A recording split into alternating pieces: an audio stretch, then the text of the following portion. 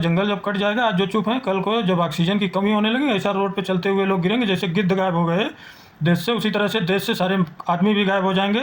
न हिंदू बचेगा, न मुसलमान बचेगा, न सिख बचेगा, न ईसाई बचेगा, कोई भी नहीं बचेगा। देश में एक दिन ऐसी स्थिति आने वाली है जिससे कि कोई बच नहीं पाएगा, चाहे फिर वो गरीब हो चाहे अमीर हो, चाहे शिक्षित हो चाहे अशिक्षित हो। उसका कारण बस एक ही है कि जो काम गलत हो रहा है उसका विरोध करने वाले बहुत कम ही लोग हैं। बाकी या तो चुप हैं या तो जो है वो उनके समर्थन में है, इतना गलत होते हुए भी, इतनी समस्याएं आते हुए भी।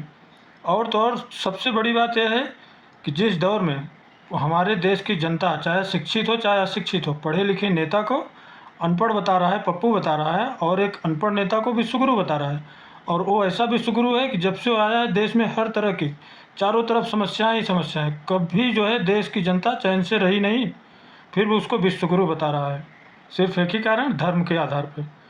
तो इस तरह से जो भी समस्याएं हमारे देश में आई हैं उसके लिए जिम्मेदार हमारा जो शिक्षित वर्ग है वो है, क्योंकि एक अनपढ़ व्यक्ति वो गलत बोल रहा है सही बोल रहा है, उसका समर्थन शिक्षित कर रहा है, ताली बजा रहा है, वाह वाह कर रहा है चुपचाप।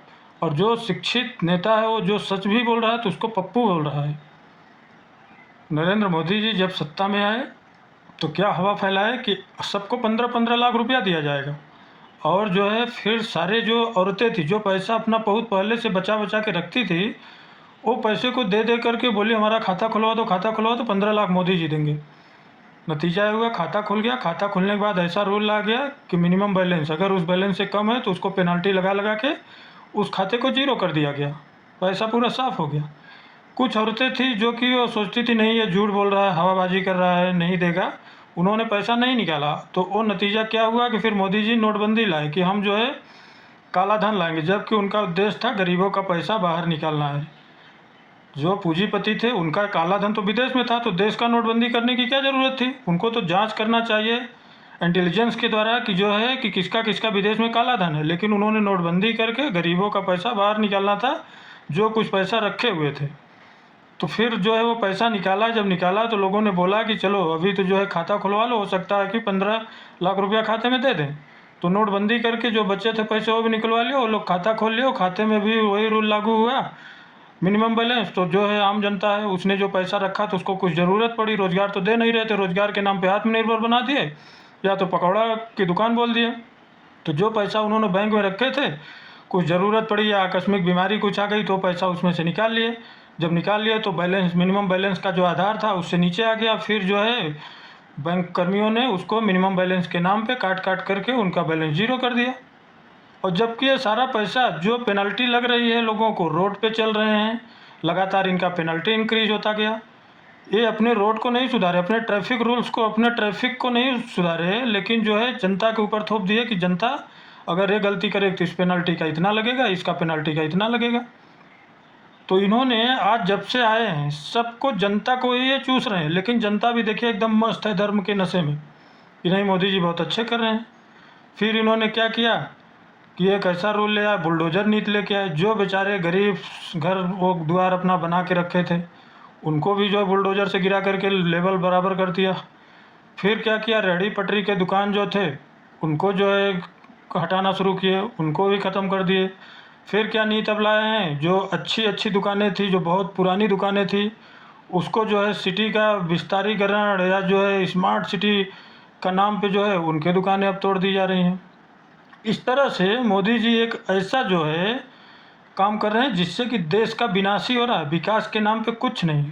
उसका प्रमाण यह है कि इन्होंने जो नोटबंदी लाई थी उसमें जो है देश का पैसा इतना बर्बाद हुआ, नोट छापने, नोट ट्रांसपोर्ट करने के लिए, फिर नोट का साइज छोटा कर दिए थे, एटीएम का जो है पूरा सिस्टम बदलने के लिए, कैलिब्रेशन उसका बॉक्स बदलने के लिए, मतलब अरबों खरबों रुपया इन्होंने ट्रांसपोर्ट में सिस्टम को चेंज करने में जो है पूरा बर्बाद कर दिए। क्योंकि ये सब काम में क्या होता है कि आता नहीं है, सिर्फ जाता है पैसा। नतीजा ये हुआ कि हमारे देश की जो है करेंसी धीरे धीरे डाउन होना शुरू हुई। उसी तरह से इन्होंने जो है सारी जगह पे उल्टे सीधे काम किए हैं, उसी का आज ये परिणाम है कि लोगों का घर भी टूट गया, लोगों का रोज़गार भी ख़त्म हो गया, लोगों का जो पहले से पैसा गरीबों का बचा हुआ था वो भी चला गया। अब जो है जो लोग बोल रहे हैं कि सोना चांदी भी छोड़ दीजिए, मतलब पकौड़े के जो है रोज़गार से शुरू हुई थी इनकी राजनीति, अब जो है झालमुड़ी वाली रोज़गार, अब सोना चांदी बंद करो, झालमुड़ी बेचो। तो इस तरह से इन्होंने ऐसी नीति लाया जिसमें कोई बच नहीं पाया। अभी एक अंधाधुंध काम चल रहा है, जंगल और पहाड़ की कटाई, और देश की जनता एकदम चुप है। जिस तरह से तमाम तरह की समस्याएं आ रही हैं और लोग जो है झेल रहे हैं, ये तो चलो ठीक है कि ये सब चीज़ें तो जीवन से डायरेक्ट नहीं जुड़ती हैं, लेकिन ये ऑक्सीजन जो होता है वो डायरेक्ट जीवन से जुड़ता है। जिस दिन ये जंगल पूरे ख़त्म हो जाएंगे, लोग ऐसे चलते चलते तो आज भी गिर रहे हैं, क्योंकि इन्होंने वैक्सीन जो लगवाया है बिना तैयारी के इनका काम रहता है, कोई भी तैयारी नहीं रहती है, बस जो हवाबाजी रहती है और अनवक्ती में लोग इनका सपोर्ट करते हैं।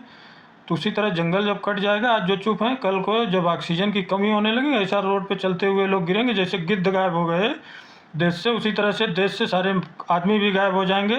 न हिंदू बचेगा, न मुसलमान बचेगा, न सिख बचेगा, न ईसाई बचेगा, कोई भी नहीं बचेगा।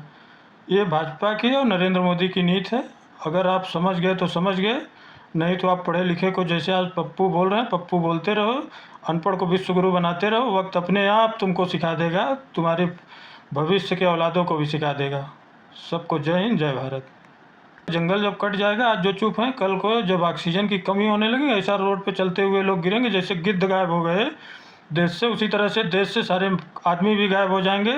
न हिंदू बचेगा, न मुसलमान बचेगा, न सिख बचेगा, न ईसाई बचेगा, कोई भी नहीं बचेगा।